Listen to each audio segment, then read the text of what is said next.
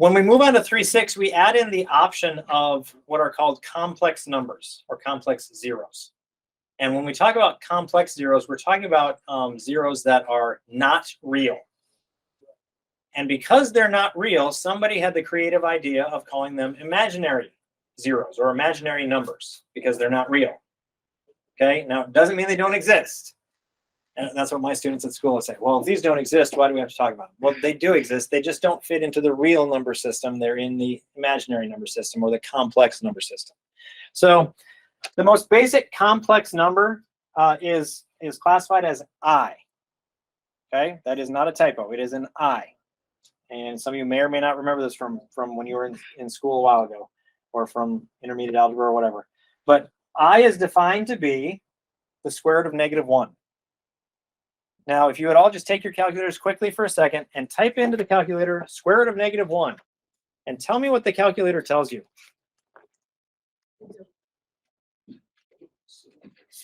Okay, domain error. Yours said what? Syntax error. Anybody else getting something else? Math error. Math error.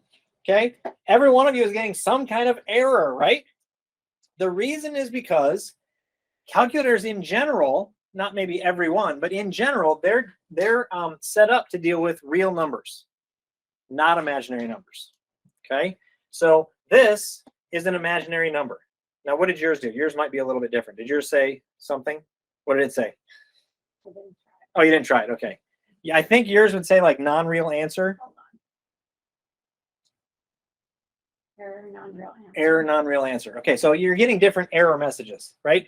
And this is why, because there is no real number that if you square it, you get -1, right?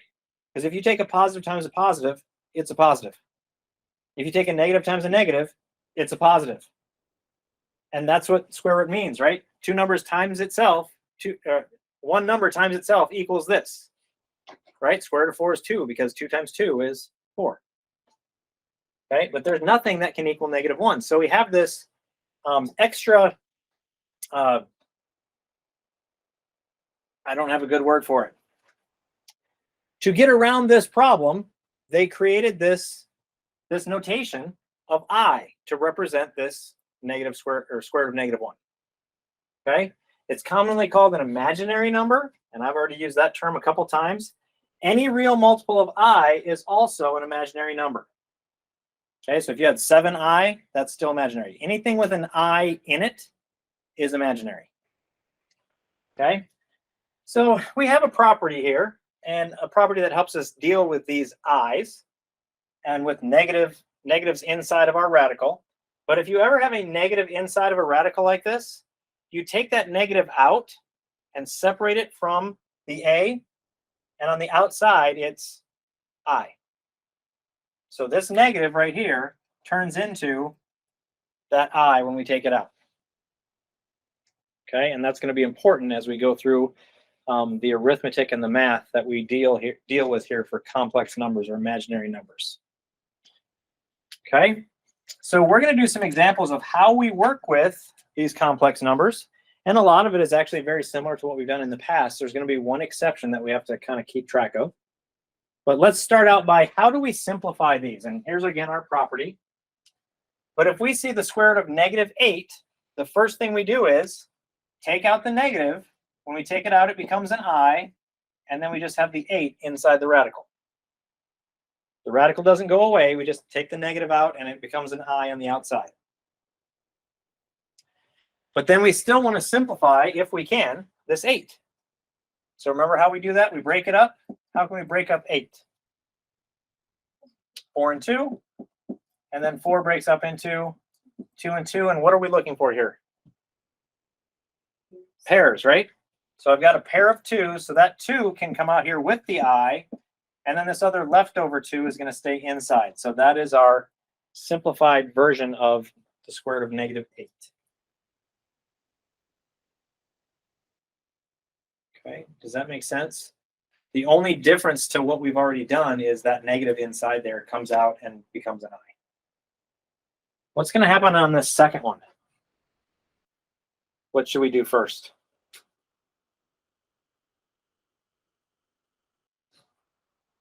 I'll give you a hint. It has to do with that little line right there. What should we do? Sorry? Make it a positive. And then what happens when we do that? Yep. Take an I out, and then it's just a 2. Can we break up the 2? No, 2 is just 2, so we're done, actually. That's the only thing we could do in that case. All right, how about the next one? What's the first thing we should do there? Take out the I, right? So I, square root of 12. And can we break up the 12? Yes. Yeah, so let's do that. 12. How can we break up 12? 4 and 3, and then the 3 is done, but the 4 can become 2 and 2, and we've got our pairs. So that 2 is going to come out with the I, 2I, and then we have 3 on the inside. And then we're done. Is that making sense so far? Okay, what are we going to do first on this one? Same thing, take out the I. That's always the first thing you do. When you see a negative inside the radical, you've got to deal with that first. Get that out of there. We don't want to have that in there. Get it out of there, make it into an I, then we'll work with what's left.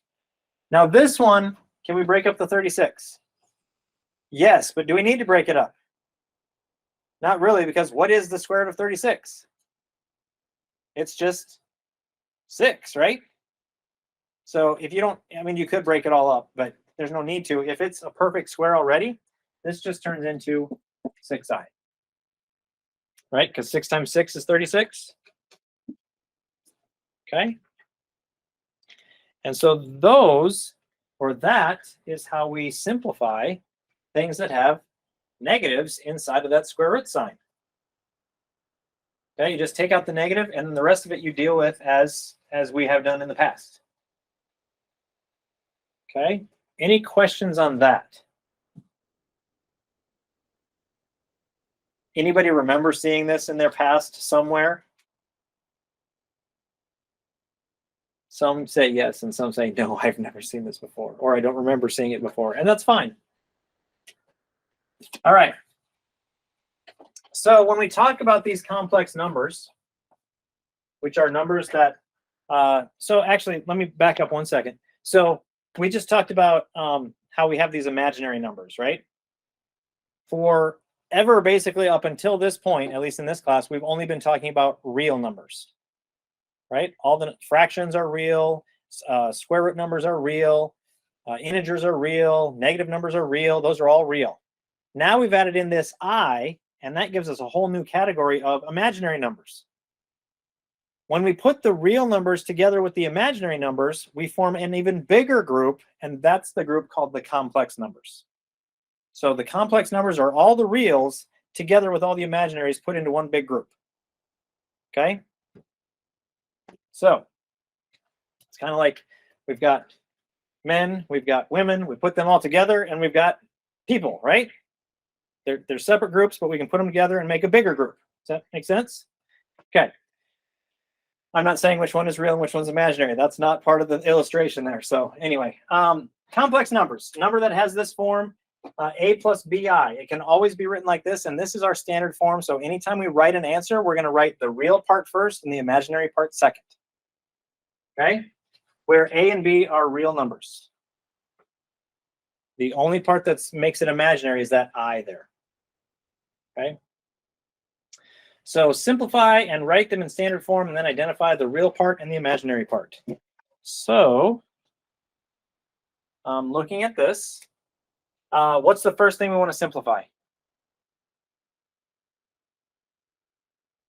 The negative. I heard somebody say it, or I just imagined it, one or the other. Okay, so what happens with the negative? We take it out and we put an I there. So I times square root of 9 plus 6. Okay, now what do you know about the square root of 9? It's 3. So this becomes, and these are just multiplied, so 3i, 3 times I, plus 6. Okay, which is good. We've simplified the radical completely. The only thing else that we want to do is make sure that it's put in standard form. So we want the real part to go first, the imaginary part to go second. So the real part is the 6. It's the part that doesn't have an I. And then the imaginary part is 3i. So the real part goes first, the imaginary part goes second. Okay? So what that means is the 6 is the real part, the 3i is the imaginary part. Any questions on that one? But that's always how we'll write our answers. We'll write the real part first, imaginary part second. We cannot combine these because you can't combine the real part and the imaginary part together into one thing. You have to keep the real part and the imaginary part separate. All right. Next one. What do we do first on this one? Yeah, take out the I. So it'll be I square root of 18 plus 7. And then can we do anything to simplify this? Not as easily as this one, but we can break it up, right? So let's break up the 18. What can we break up 18 into? 3 and 6. And the 3 is done, but the 6 can break into 2 and 3. And so even though they're separated, we can see that those 3's are a pair, right? So we can take the 3 out with the I, and then we have the 2 is still left inside. Now, again, one thing I do want to emphasize is these are all just multiplied by each other, 3 times I times square root of 2. So we can rearrange them in any order we want without any problem. We usually put the I at the end, except for when we have these radicals here, and then we'll put the radical at the end. I think it's, anyway, I don't know why they do it that way, but typically that's what they'll do. So they're just multiplied. But what do we want to do to finish putting this in standard form? Put the 7 first. Correct. The 7 goes first, and then plus our 3i squared root of 2. And that is our, that's our answer in standard form. Okay. Does that make sense? So simplifying those, it's just a matter of getting that negative out of there and simplifying it the way you normally would have previously. All right. Now we get to math. What happens when we do math with these imaginary numbers, other than just simplifying them?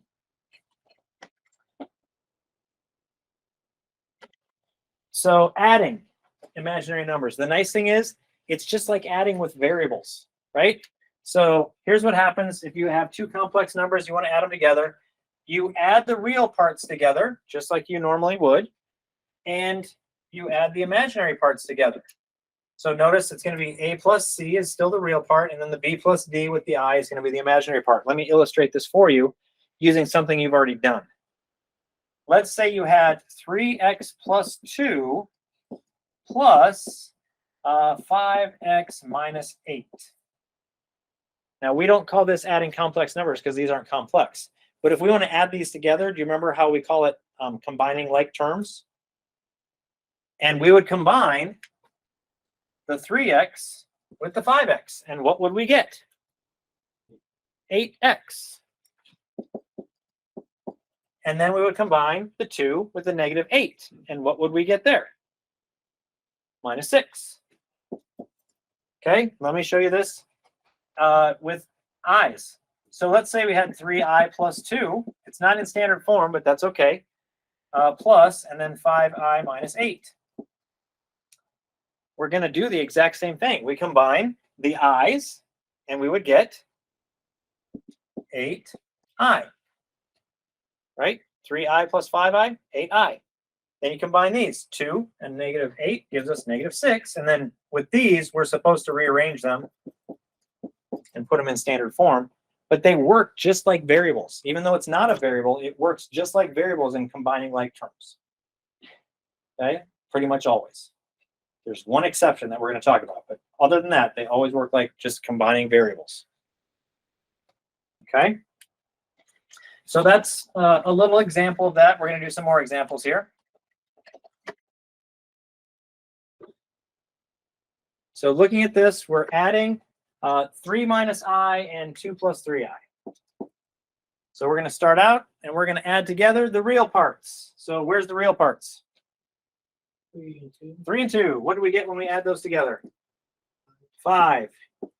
You guys didn't know you could feel so brilliant by adding 2 and 3 together, right? Okay. Then we want to add the imaginary parts. And the imaginary parts are these that have the i's in them. So remember, what number is automatically in front of here?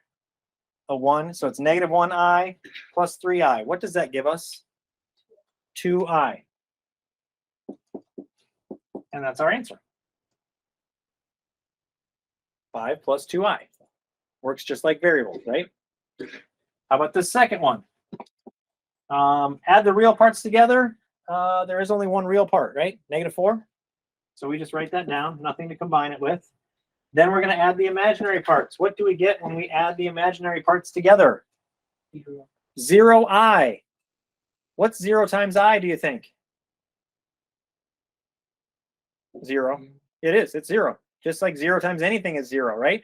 So it's going to be no i's. They're gone. So just negative 4 is our answer. They cancel out. Just like 5x and negative 5x would cancel out. 2i and negative 2i cancel out. They just go away. Okay, does that make sense? All right, here we've got something new. The new thing is subtraction. We haven't subtracted yet with imaginaries, but we have subtracted with when we dealt with variables. So here's what we do.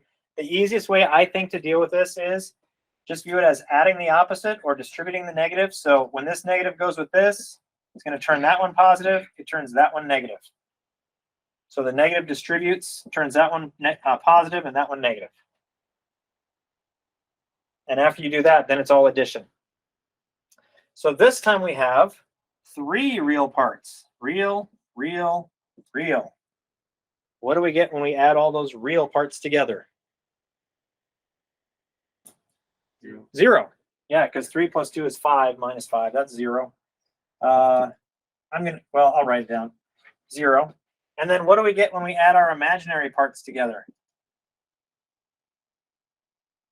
4. Now be careful. This one's a negative because we distributed that negative. So what will that make it?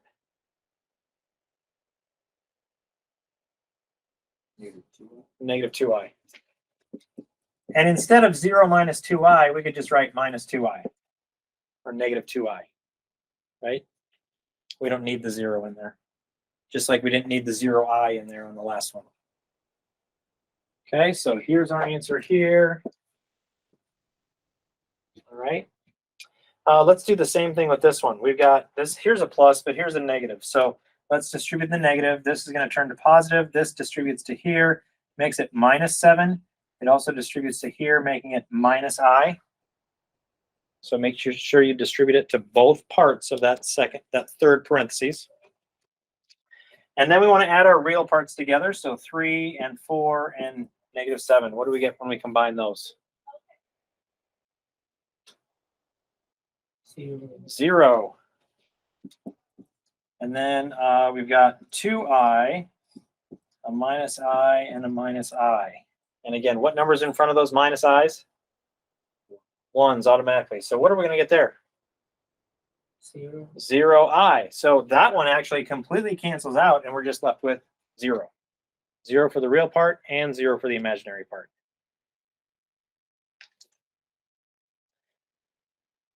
How is that as far as, is that making sense? Okay. Like I said, in a lot of ways, you can just pretend they're x's or whatever variable you want to use. It's not, but in a lot of ways, you can kind of pretend that. Okay, so we got our answers here, 5 plus 2i. Look at that. We're getting them all right. That's a good sign. All right. So now we want to introduce what happens when we multiply.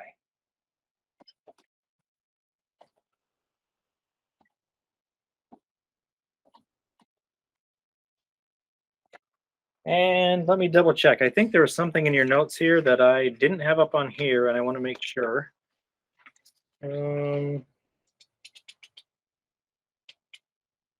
Nope, I didn't have it on your notes, so I'm going to tell you it right now. Well, in a minute.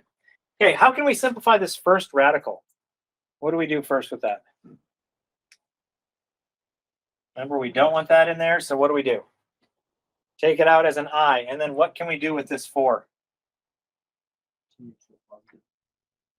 It'll be a positive, but I mean, as far as simplifying the square root of 4, it's 2, right? So this part becomes 2i times, and then what about this one? We've obviously got the I again, right? But what happens with square root of 16?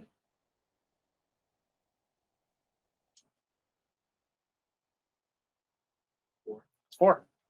So you got the 4 and the I. Now remember how I said these are all multiplied together? So we can rearrange them however we want, right? So 2I times 4I, we put those 2 and the 4 together, we get 8. And then what do you think I times I equals? I squared. Just like x times x would be x squared, right? So I squared. Now here's the difference. This is when it doesn't work exactly like a variable. If you remember back on the first page here of this lesson, we said I equals the square root of -1, right? That was our definition of what I was. Well, what that means is I squared equals -1. Does that make sense? If you square both sides, you get I squared on the left-hand side, and you get -1 on the right-hand side. Okay? And so anytime we see an I squared, we're not going to leave an I squared in our answer or anywhere. You'll never see an I squared because you want to simplify it. And that I squared turns into a -1 because of this. Okay? Anytime you see an I squared, you're going to replace it with -1. And so then what happens when you multiply 8 times -1? -8. And so that is our answer after we simplify this. So that's the additional piece. That's the one thing that doesn't work like a variable, because I squared actually has, or I actually has a value. So when you square it, it turns into a -1. Okay? So now let's move down to some things that look like this. And we've seen some things like this before with x's. So we're going to just treat them as if they were x's or variables. And do you remember what we have to do here? You got that word? You're going to have to distribute. So we're going to take the 2 times the 4. So what do we get when we multiply 2 times 4? 8. Then we have to take this 2 and distribute it also to the 3i. So what does that give us? Yeah, 2 times 3 is 6 with the I. So 6i. And then we've got this negative, and remember that's a -1i times 4. So what does that give us? -4i. And then -1i times the 3i. And what will that give us? -3i squared. I'll tell you right now, this is the part right here that people tend to forget. They multiply the I times the I, and they just don't think it's squared. It's squared. If you multiply I times I, just like x times x, it's going to be I squared. Okay? But what did we say happens because it is I squared? What does that turn into?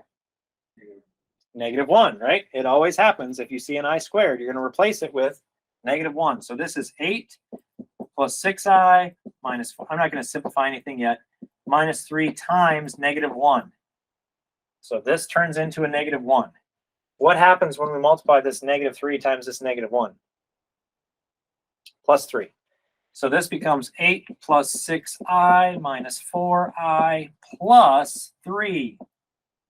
Those two things go together and become 3. And now we just combine like terms. So we've got 8 and 3. What do we get when we combine 8 and 3? 11. And then we've got the 6i and the minus 4i. What do we get when we combine those? 2i, so plus 2i. And it's already in standard form, real parts first, imaginary parts second. You can kind of do it in that order on purpose to make that happen right away.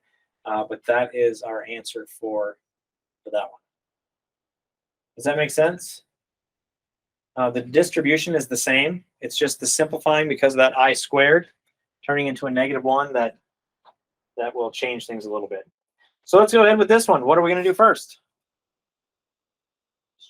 Distribute 3 times 3 is the first thing. So 3 times 3 is? I think I heard somebody say 9. And then what's next? Yep, 3 times -2 is going to be minus 6i. Then what?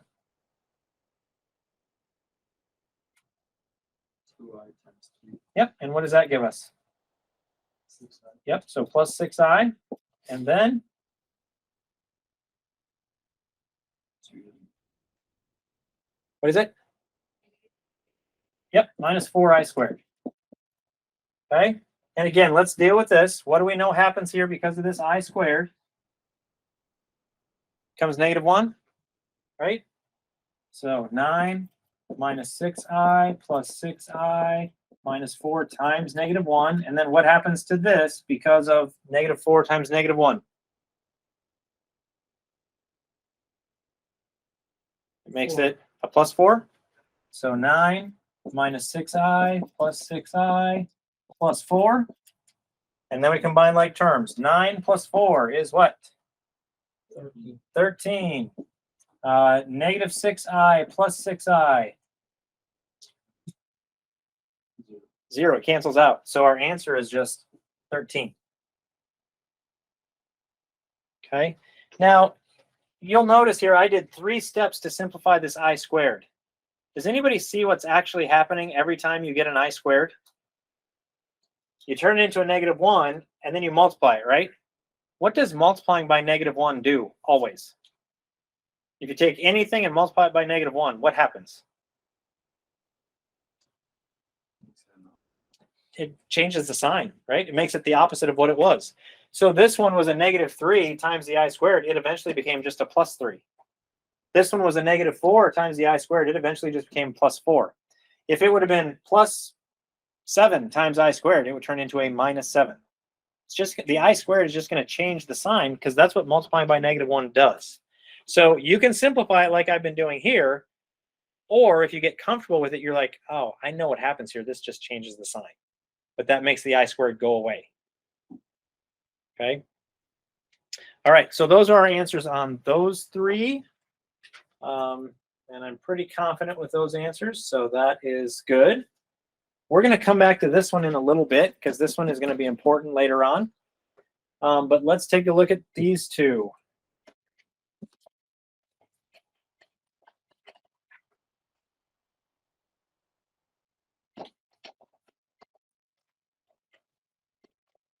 All right. So looking at these 2, again, we just distribute. So nothing really new there. What do we get when we multiply this times this? Yep, -4i. And then this times this. Yeah, plus 20i squared. And what did we say happens because of the I squared? Yeah, it's a -1, so you're multiplying by -1. It changes the sign, so it's going to be -4i minus 20, right? Changes this sign. That makes sense? And then what do we have to do to finish this up? Put it in Correct. So what needs to go first? -20. Yep. And then the -4i goes after that. Okay. And then this last one here of multiplication, the one thing we have to be careful of, what does it mean to square something? Multiply by itself. I knew somebody had said it, but I just couldn't find where. Okay, so that means what we actually are doing is 3 plus 2i times 3 plus 2i. Does that make sense? I know sometimes we want to take a shortcut and just square each one inside, but you actually have to multiply it by itself and distribute this. So once we multiply it out, then we know what to do. 3 times 3 gives us 9. 3 times 2i gives us 6i. 2i times 3 gives us 6i. And 2i times 2i gives us 4i squared. Is everybody okay with that? We've done several like that already. What do we know happens because of this I squared? Yep, it turns into a -1. And what does that do to our 4i, or our 4? It turns it into -4, right? Because it was positive, just changes the sign. Okay. So let's combine like terms. 9 minus 4 gives us 5. And then 6i plus 6i gives us what? 12i. And it's already in standard form, so we just leave it like that. Okay, now I want you to notice the difference between this one, right, which was this, and this one. What's the difference here between this one, which you maybe can't see very well, and this one? There's only one thing different. I'll go back to the last one so you can see it again. So here's what we did. Here's what the last one was. What's the difference? One's a negative. Yeah, in this one, they were both the same sign, right? Plus 2i and plus 2i. Here it's a plus 2i, but then a minus 2i. And that's going to be very important for us because notice the answer to this one that had different signs was just 13, right? Our answer when we had both the same sign still had an I in it. And that's going to be important as we move on to our next little topic here. But how is multiplication? Is that making sense?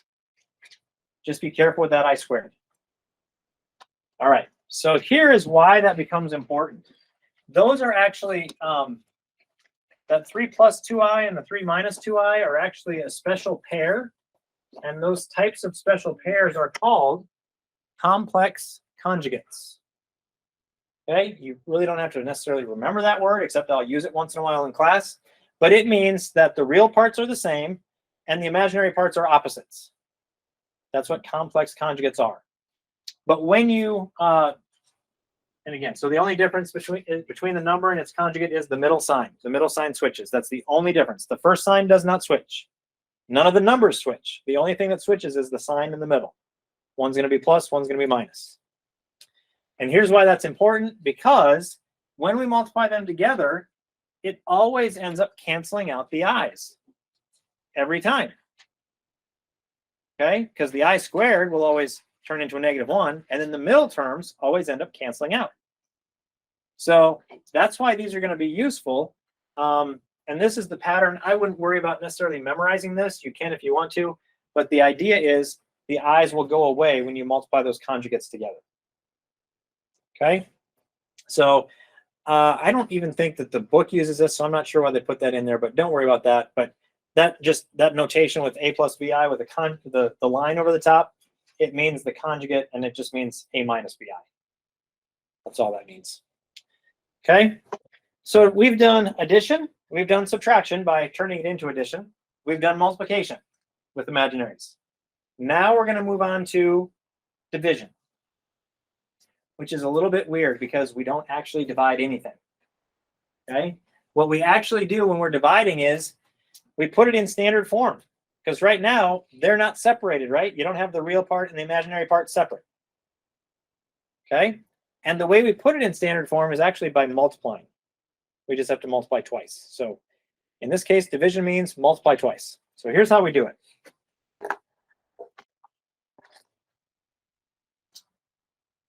When we see this, we don't want to have an I in the denominator. Okay, we don't even want the denominator to have multiple parts like it does here. We want just one number in the denominator. So here's how we get that to happen. We take our denominator, whatever it is, and we multiply it by its conjugate.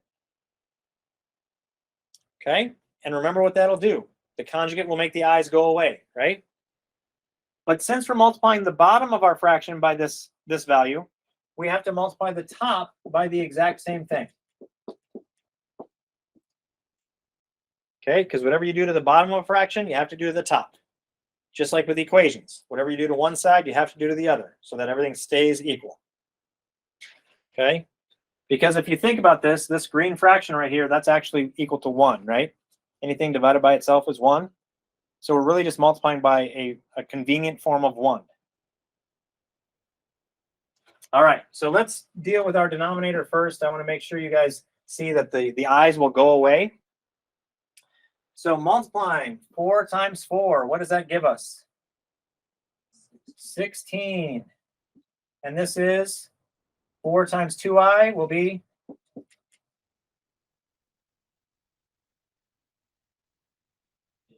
8i. And then negative 2i times 4 will be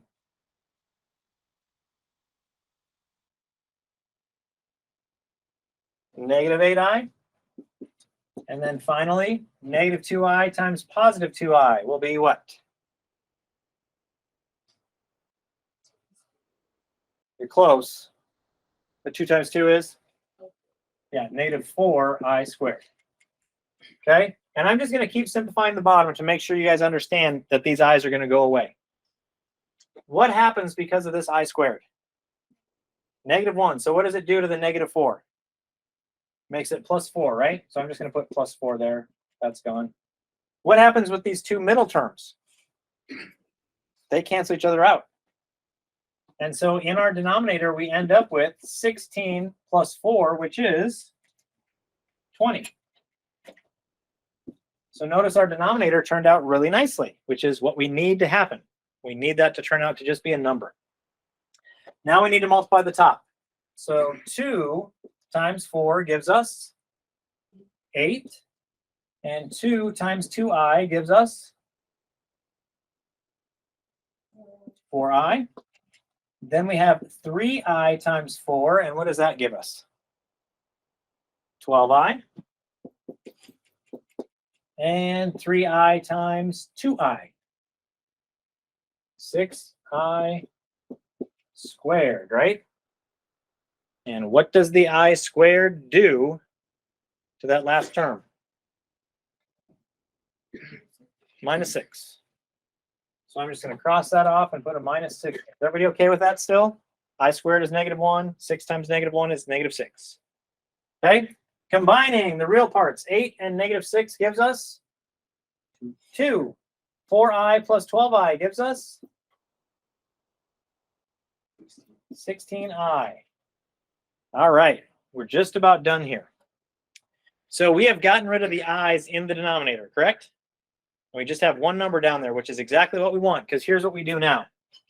And you may remember this when we did quadratics. I said if it looks like something we can reduce, you want to separate it. With imaginaries, you have to separate it so that you have your real part separate from your imaginary part for standard form. So we're going to separate this. It's going to be 2 over 20 plus 16 over 20 times I. Does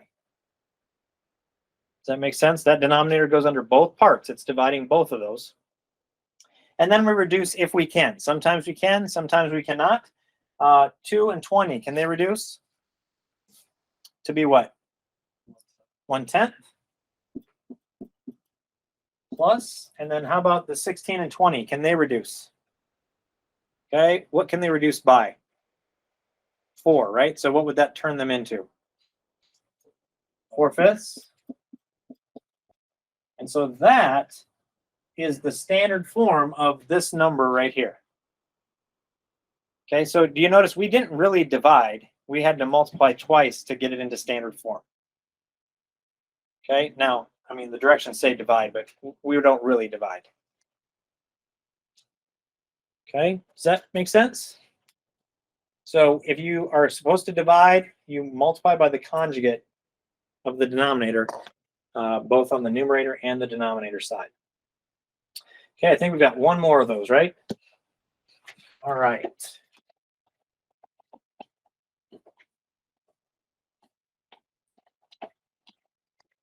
So looking at this, what are we going to do when the directions like this say divide?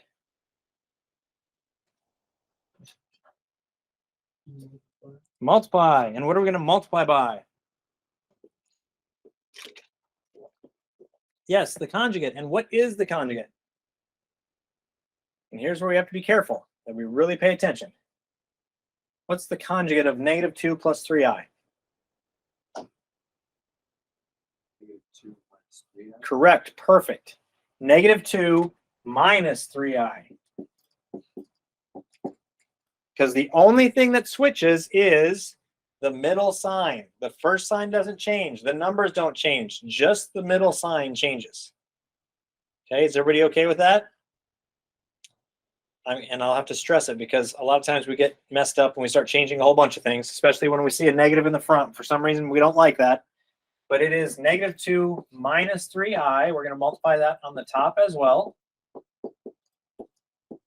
And then we have to distribute all these. So I'm going to go ahead and distribute the top first. So 1 times -2 gives us -2. And then 1 times -3i gives us what? -3i. How about -5i times -2? +10i, yep. And then -5i times -3i. Yeah, plus 15. And I maybe cut you off before you said it, but I squared, right? I times I. Okay. Now let's go ahead and do the bottom. We'll simplify. Well, actually, let's do this part. What does the I squared do? It turns into a -1, so it changes this sign to be -15. So now let's do the bottom. -2 times -2 is what? 4. +4. -2 times -3i. It's +6i, right? And then +3i times -2. -6i. And +3i times -3i. Correct. -9i squared. And what does the I squared do to the 9? The -9. It makes it a positive, so +9. All right, now let's simplify the top. We've got real parts, -2 and -15. What does that give us? Correct, -17. How about the -3i and +10i? +7i. In the denominator, 4 plus 9. 13. And what happens with the i's? They cancel, right? Just like they always should if we did our work right. So what else do we want to do to fix this up? Separate them. So -17 over 13 plus 7 over 13 times I. And can we do any reducing there? Nope. So in this case, we're done. Can't do any simplifying or reducing of those fractions. Okay. Does that make sense? All right. Any questions on that before I make it go away? Now we're done with the normal notes, right? Was that the end? I think. Okay. I wanted to add a couple of examples because we talk about these complex numbers because, and we're going to do some more of this in the next week. But we talk about these complex numbers because not every 0 that we get is always real. Sometimes they're imaginary. Okay? So the whole goal of doing all this work is not just that we learn, oh, we've learned something fun and new, or maybe weird and new, or I really hate this and new imaginary numbers. But the whole goal is so that we can find the real zeros, but also the imaginary zeros of our polynomials that we've been dealing with. So I want to do a couple of examples like that. I'll try and make them up relatively quickly. So give me just a second to think, and I will try to figure something out here. So if you've got a little space on the side of your notes there, or on a notebook page or whatever. But let me think. Let's say that we have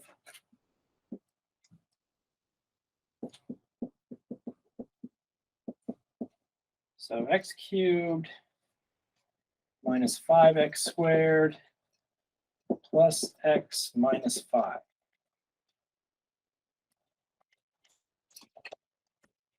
Okay, and this is our function.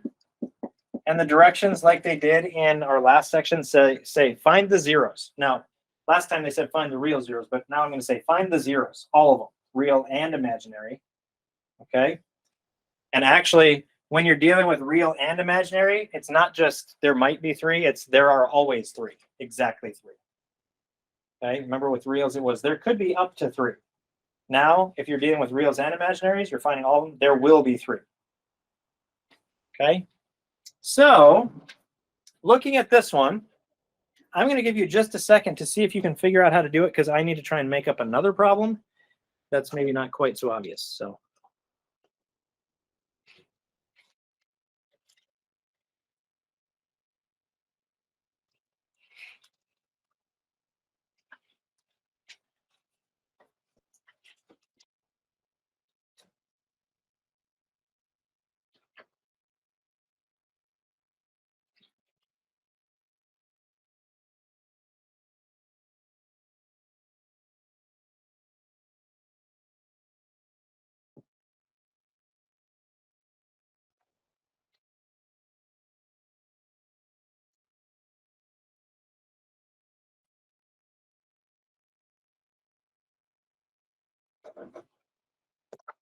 Okay. So remember that if we're going to find the zeros, the first thing we want to do is just take this equation and set it equal to 0, right? Take that function and set it equal to 0. So we don't really need this side. We're gonna solve this equation with it equal to 0. Okay. Then how did you guys approach this? What was your first step? Did anybody go straight to P over Q? At least nobody who's willing to raise their hand. I did see a nod. I won't point out who it was, but it's okay. So what did I suggest your first step should be in a case like this, when there are 4 terms? Try to group. Try to factor by grouping. And in this case, it works to factor by grouping, because what can we take out of the first group? X squared. And then what's left? X minus 5. And then we have the plus sign. And what can we take out of the second group besides the plus sign? Yeah, nothing really. So, I mean, we could always take out a 1, but it's X minus 5. But these are the same, right?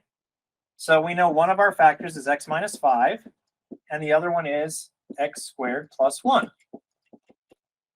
Right? And then what do we do with each of these factors? Set them equal to 0. So X minus 5 equals 0, and X squared plus 1 equals 0. And here, one step, add 5, X equals 5 is one of our answers. Right? Now on the other one, what are we going to have to do? Subtract 1 first, right? Then what? Now we're ready. Take the square root of both sides. So X equals, and remember we need the plus or minus, but what do we know about this? It's square root of negative 1 is I, right? Does that make sense? That was our definition. Square root of negative 1 is I.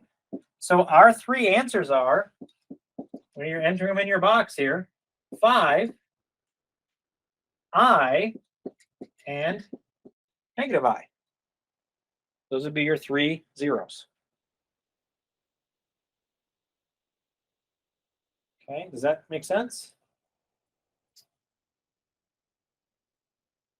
Okay, so that's, notice we're doing the same thing we were doing back in section 3.5, but now our answers can be imaginary. Okay, and I've got one more example. Unless anybody has questions on that one, I'll wait for a second, but I did make up another example while you guys were working diligently. Any questions on that one? Sorry? How did you get the I? How do we get the I? Okay, so if you remember back to 3.6, the very beginning, we said I is equal to the square root of negative 1. So when we see that square root of negative 1, we automatically know, oh, that's I. Okay, just like now, a lot of times when we actually were doing the work, it wasn't a negative 1, it was like a negative 7. And then we would take the I out and leave the 7 there. Now, in this case, you could take the I out and have the square root of 1, but what is the square root of 1? Just 1, right? So 1 times I is just I. So, okay, but that's, I mean, you could put a 1 in front of it. It's not going to change it. It's just still I. Any other questions? Yeah, anytime you got that negative in there, you're just going to take it out. The one exception is here like this. Because it's negative 1, you can just put an I. Okay, so the other example that I made up that hopefully will work is this one.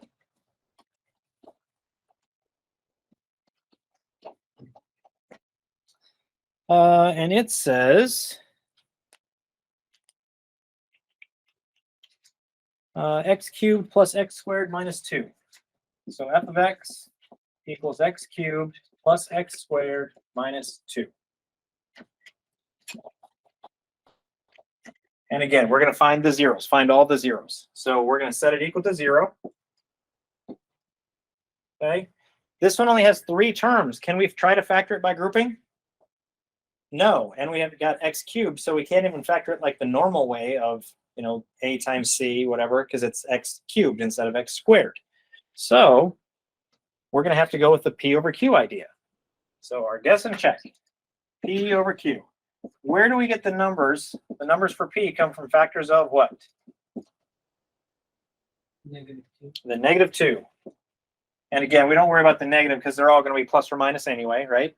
So what are the factors of 2? 1 and 2. And then on the bottom, and I don't know if we've had one like this, so this is maybe another good example. But on the bottom, factors of what? Yeah, the leading coefficient. And the leading coefficient here is 1. So fortunately for us, there's no fractions this time because you're dividing by 1.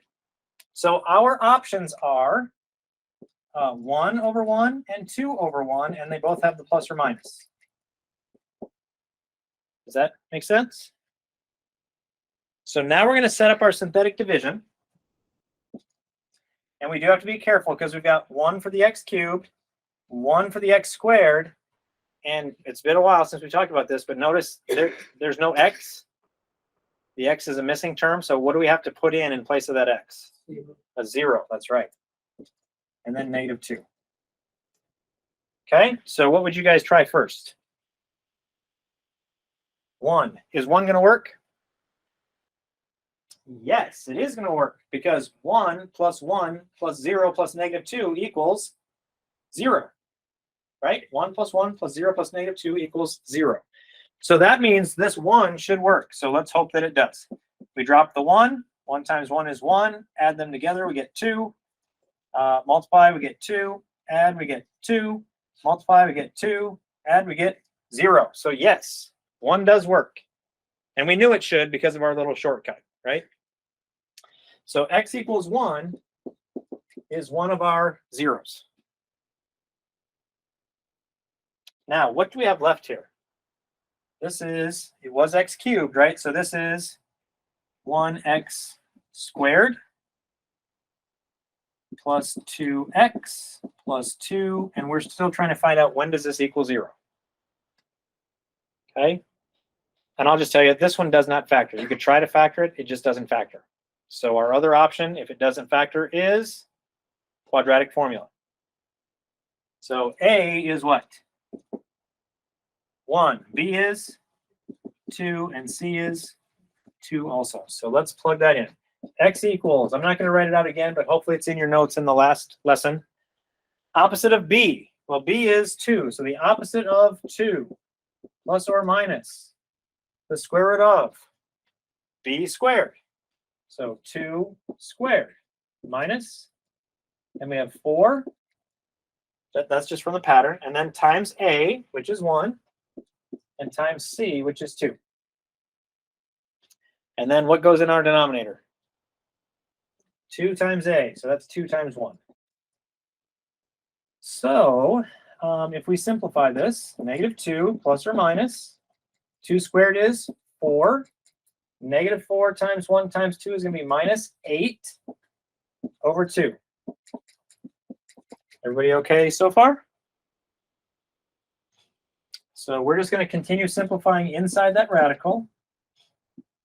So the -2 and the 2 are just going to stay there for now.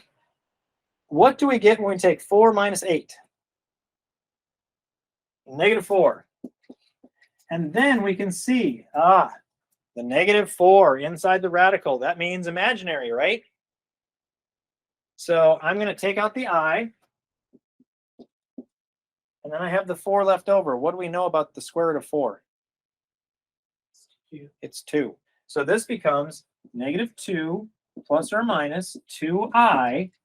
And right away, since we got that imaginary, we can go ahead and split it up right away. So the 2 goes underneath here, and the 2 goes underneath there. Does that make sense? Just like it did when we were doing the division ones? 2 goes underneath both. And then we can reduce each one if possible. What do we get for the real part? -1, okay? And then plus or minus.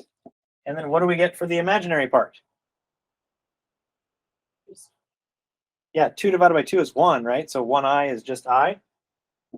So again, here's how you want to write your answers. So here's your box.